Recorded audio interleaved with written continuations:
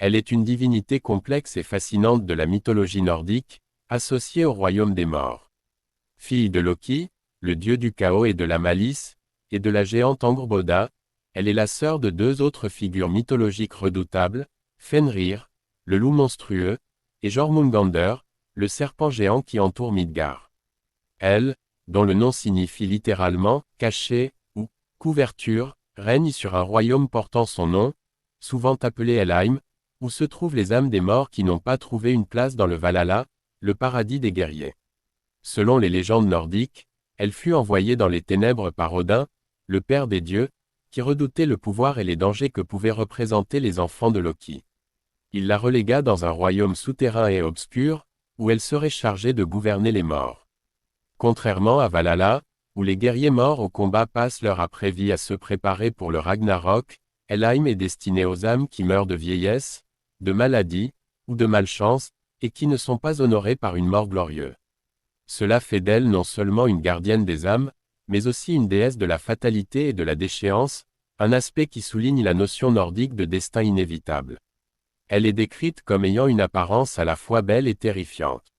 La moitié de son corps est vivante et magnifique, tandis que l'autre moitié est cadavérique et putréfiée, symbolisant ainsi le dualisme de la vie et de la mort. Elle est souvent représentée avec une peau grise ou sombre, et une expression froide et impassible. Son apparence dualiste rappelle qu'elle incarne non seulement la mort mais aussi le passage entre le monde des vivants et des morts, entre la lumière et l'obscurité. Helheim, son royaume, est une vaste région froide et désolée, plongée dans l'obscurité éternelle, située dans les profondeurs de Niflheim, le monde des ténèbres et du gel. L'accès à Helheim est rendu difficile par des rivières glacées et des murs impénétrables. L'entrée de ce royaume est gardée par le chien féroce Garm, souvent comparé à Cerbère de la mythologie grecque. Selon les légendes, Garm veille à ce que les morts ne puissent pas quitter ce royaume, renforçant l'idée que la mort est une barrière infranchissable. Le chemin vers Helheim passe également par le pont Gjallarbrú, que seuls les morts peuvent traverser. Ce pont est gardé par la géante Modgud, qui surveille ceux qui tentent d'entrer. Le rôle d'elle dans la mythologie nordique est fondamental pour l'équilibre cosmique, mais elle est une figure ambivalente. Contrairement aux enfers des autres traditions, Helheim n'est pas un lieu de châtiment éternel, il est simplement un royaume où les âmes trouvent le repos, qu'elles aient été vertueuses ou non. Cependant, elle peut se montrer implacable envers ceux qui cherchent à défier les lois naturelles de la vie et de la mort. Un exemple marquant de son intransigeance est illustré dans le mythe de la mort de Balder, le dieu bien-aimé des arts.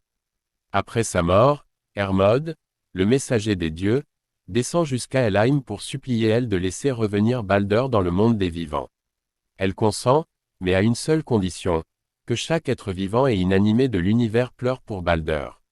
Lorsque Loki, déguisée en géante, refuse de verser une larme, elle refuse de libérer Balder, montrant son attachement strict aux règles et aux conditions du destin. Elle est également une figure d'acceptation de la mort et du deuil. Contrairement à des dieux guerriers comme Odin ou Thor, elle incarne la mort inévitable et silencieuse, qui s'impose sans grandiloquence. Son royaume est un lieu de silence et de solitude où les âmes sont en paix, mais aussi un lieu de désespoir pour ceux qui espéraient une place en Valhalla. En cela, elle représente la réalité de la mort qui touche tous les êtres, qu'ils soient puissants ou faibles, et le côté inévitable de la fin de vie. Dans le cadre de l'apocalypse nordique, le Ragnarok, elle joue également un rôle important. Bien que son implication directe dans les batailles soit limitée, elle est représentée comme une alliée des géants et des forces du chaos. Lorsque le Ragnarok se produira, elle relâchera les morts pour qu'ils se joignent aux forces qui s'opposent aux dieux.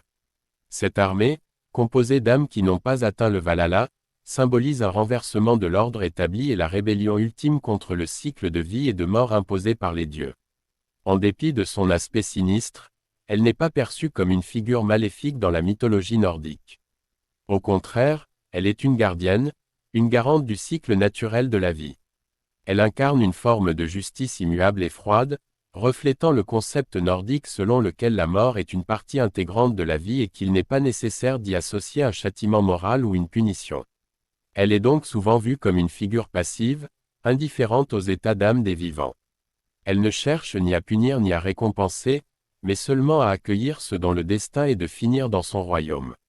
Dans les textes et les représentations postérieures à l'époque viking, elle a souvent été dépeinte comme une figure plus sombre, influencée par la vision chrétienne des enfers et de la damnation.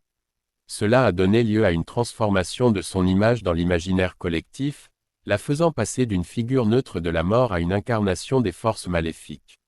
Cependant, les récits originels des Eddas montrent une image beaucoup plus nuancée de elle, où elle n'est ni héroïque ni maléfique, mais simplement un élément nécessaire à l'équilibre cosmique. Elle reste une figure fascinante et riche en symbolisme, incarnant l'inéluctabilité de la mort et le passage de chaque âme vers un état de repos éternel. Son caractère et son rôle dans la mythologie nordique sont des rappels de la perspective fataliste des Scandinaves, qui voyaient la mort non pas comme une fin punitive ou bénie, mais comme une étape universelle et inévitable. Par son existence et son règne sur Helheim, elle nous rappelle l'équilibre délicat entre vie et mort, destin et libre arbitre, et l'acceptation inévitable de la finalité de toute existence.